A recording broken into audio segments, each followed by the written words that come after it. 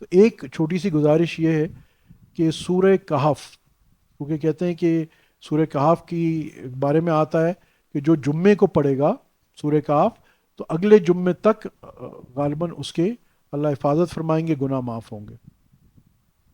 اچھا ایسے ہی آتا ہے غالباً. اور جو اس کی 10 پہلی یا آخری آیتیں پڑھے گا دن میں اور رات میں، تو اللہ پاک اس کو دجال کے فتنے سے محفوظ کریں گے. جمعے کے پڑھنے میں بھی یہ آتا ہے کہ اللہ پاک دجال کے فتنے سے محفوظ کریں گے. ٹھیک ہے. اچھا دجال دجل سے نکلا ہے، دجل مینز جھوٹ. ٹھیک ہے. تو جو وہ جو آخری میں دجال جو آپ صلی اللہ علیہ وسلم نے جس کی پیشن گوئی کی ہے، وہ تو بڑا سب سے بڑا جھوٹا آئے گا. مگر اس سے پہلے بھی کئی جھوٹے آ چکے ہیں، مرزا قادیانی اور پرویزی اور اس قسم کے لوگ.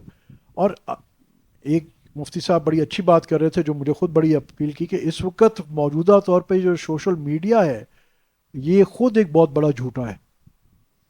یعنی جو یہاں ہمیں صرف مس انفارمیشن نہیں بلکہ ڈس انفارمیشن کی جاتی دانستہ طور پہ، جس کو ہم فیک نیوز اب کہتے ہیں.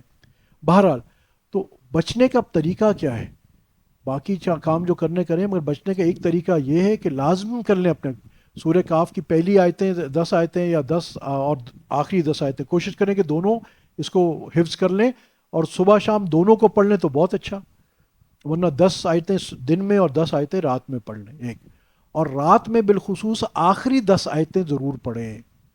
اس کی وجہ میں آپ سے عرض کرتا ہوں. ایک تو دجال کے فتنے سے حفاظت، دوسری یہ ہے کہ کہتے ہیں کہ جب ہم آخری 10 آیتیں پڑھتے ہیں اور اس میں سے آخری 3 جو ہیں بالخصوص جب وہ پڑھتے ہیں، تو اس کی برکت سے اللہ پاک ہمیں فجر میں اٹھا دیتے ہیں.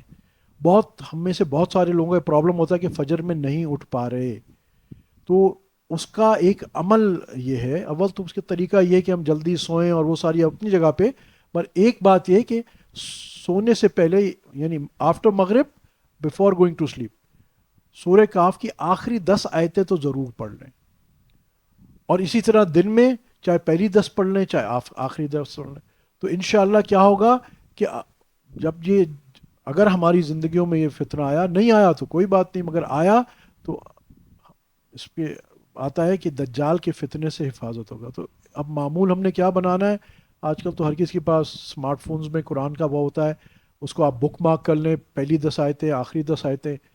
تو پہلی 10 آیتیں صبح پڑھ لیں، آخری 10 رات کو، اور کوشش کریں اس کو حفظ کر لیں. پھر جمعے کے لیے اس کو اپنا معمول بنا لیجیے.